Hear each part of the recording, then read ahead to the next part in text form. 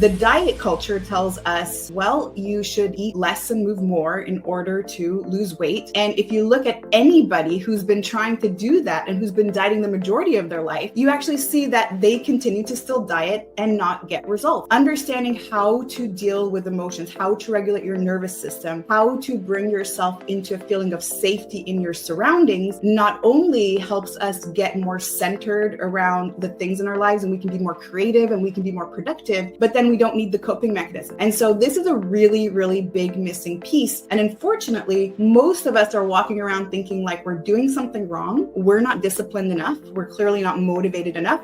We must not have the genetics for it, but understanding how important the nervous system is in terms of connecting mind, body, and spirit is so gratifying because it becomes that aha moment. And then the transformation happens so quickly and naturally.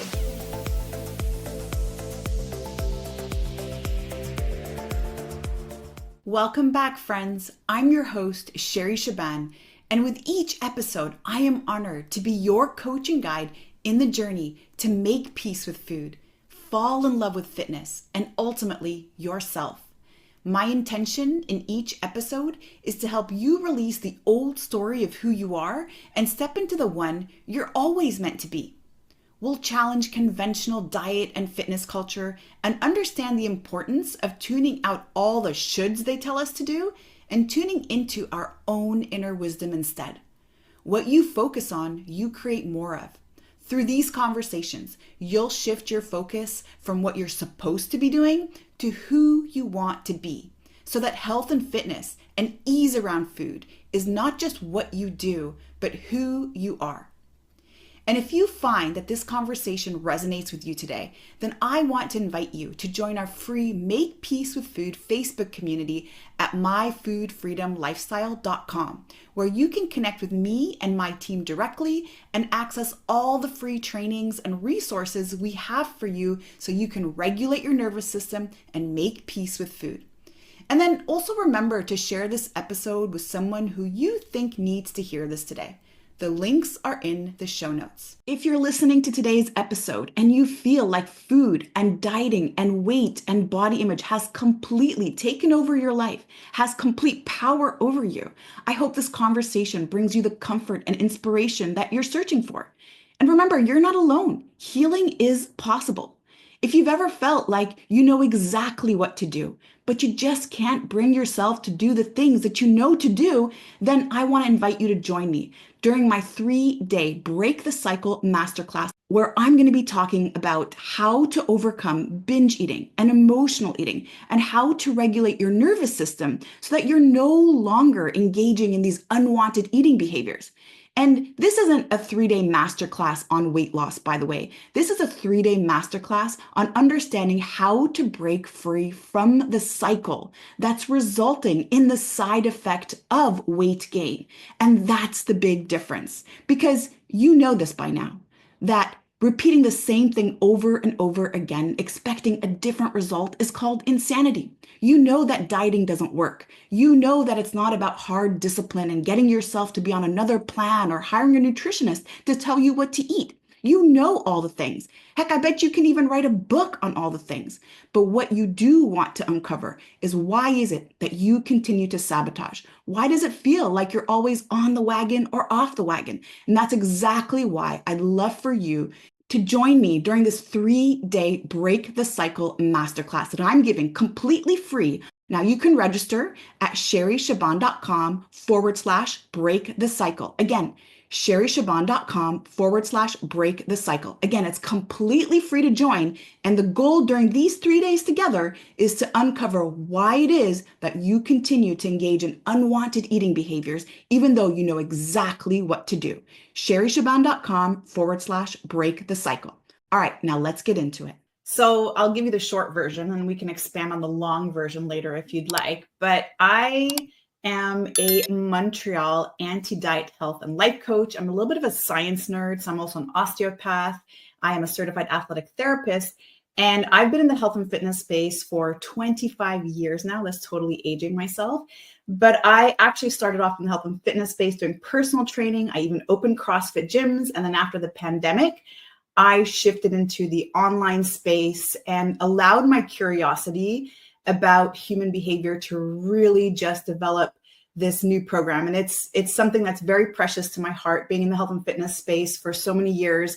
I myself developed a disordered relationship with food because I was dieting for years. I was super into nutrition. There was a lot of rules around it. And it was something I started to notice my clients doing as well, which was getting very nervous around food or anxious around food, especially when there were a lot of rules.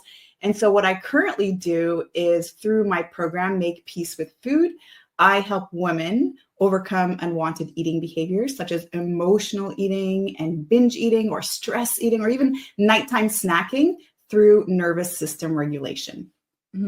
I love that last piece there, because I feel like that is the ignored piece of this puzzle so often, right? And we establish those rules, but then that just feeds into all of the other things that we're struggling with. So tell me a little bit about that nervous system regulation and how that's helping to really make these changes for good. Yeah, and I think we have to look at this globally, because when we talk about the nervous system, and the part of the nervous system that I'm the most curious about is the autonomic nervous system. That is our sympathetic nervous system state, which is fight or flight. I call this protection mode for many reasons. And then we have parasympathetic, which is rest and digest, and I call this safety mode. And when we trigger this part of the nervous system, sympathetic nervous state, and we are chronically stuck in that due to different reasons, due to maybe traumatic events that have happened in our childhood that we never addressed, or because we didn't have healthy emotional regulation techniques, or because we're overwhelmed by stress. Maybe we're entrepreneurs. We're always go, go, go, go, go, go, go. We never sit and celebrate the things.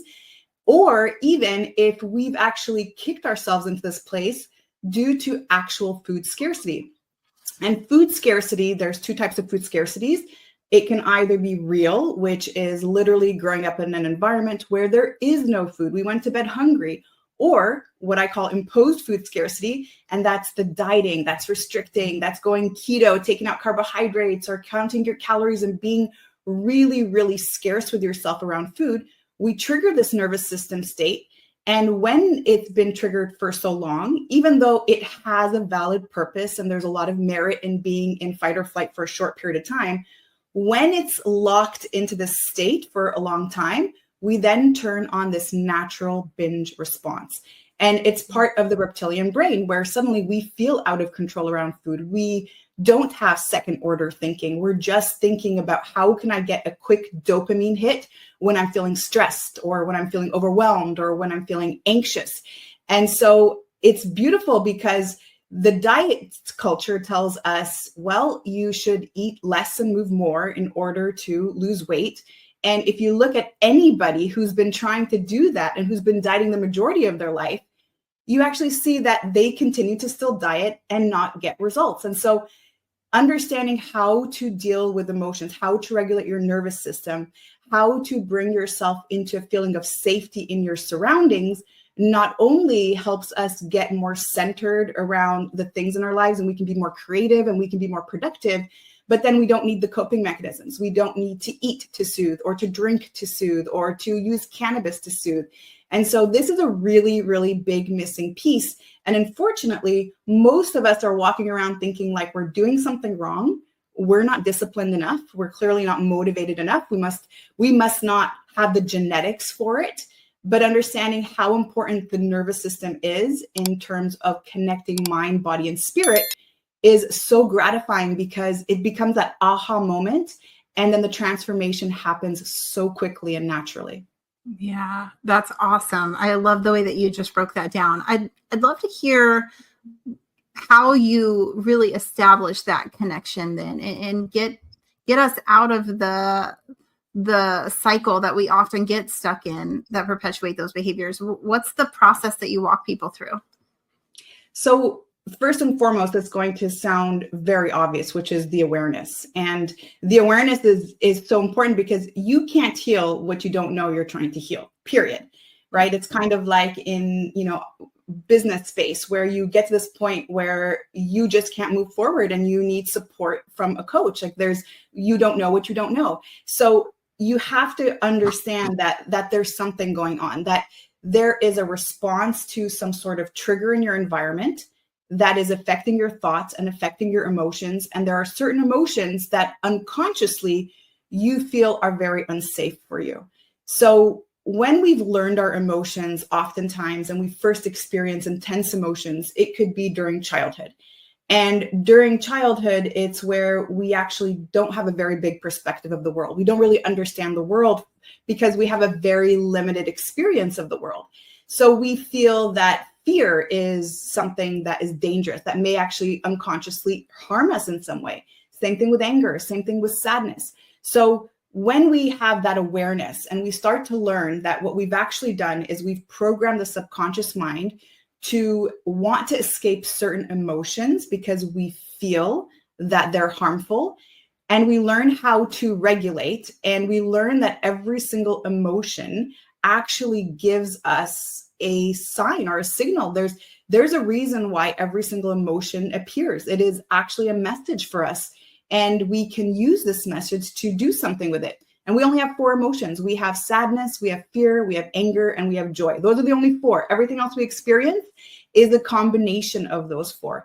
And each of them have a particular message.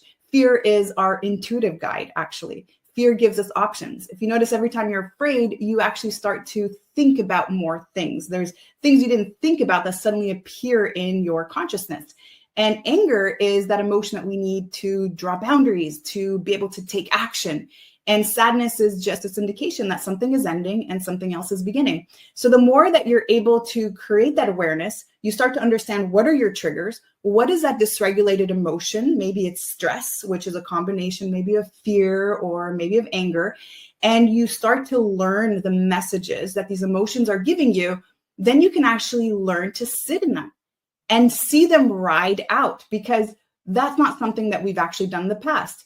Every time we feel stress, we eat something. Every time we feel stress, we have a drink. We don't actually know that emotion is energy that just has to flow through the body, and it has a peak and then it subsides again. And so learning these techniques, of course, takes certain tools such as hypnotherapy techniques, which I teach people, and even to be able to do these on themselves, and breathing techniques. There's also meditative techniques. So there's a lot of techniques that we can use to help regulate the body. And I like to offer people a buffet of different techniques, because what might resonate with me, Alicia, is not what might resonate with somebody else.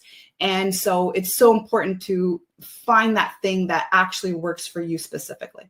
Yeah. What is the process of finding what resonates with your clients? Do you have a like a trial and error? Is it kind of like through an assessment? How do you do that? So it's all trial and error. And there's an introduction of every single technique. When a person starts the program, they can expect to stop, first of all, the behavior in about a month, just by stopping the scrutinizing, stopping that constant negative self-talk and feeling disappointed in themselves. And then they'll start to move through one technique after another. Before we actually even get into the nutrition, before we actually even get into the fitness aspect, let's learn, how do I regulate the nervous system before we move into that place? So through my course, I will send them weekly reports that they'll fill out. There's techniques that are offered every single week. They'll try them out. And usually there's about 3 or 4 that you end up choosing or aligning with that end up being the most impactful for you. So it's a matter of learning that. And through also the program, I have a weekly coaching call where I'll take people through these techniques together, because sometimes what you learn the first time may not have landed so well for you. And it's oftentimes the second or third time that you try it that actually starts to feel more in your alignment. Yeah, absolutely. This is fascinating. I'd love to hear what's been a really proud moment in doing this work with your clients. Well, just seeing people getting out of suffering, and especially when they've had that story where they've been struggling with their weight since childhood, where they've tried all the things, where they actually were very skeptical.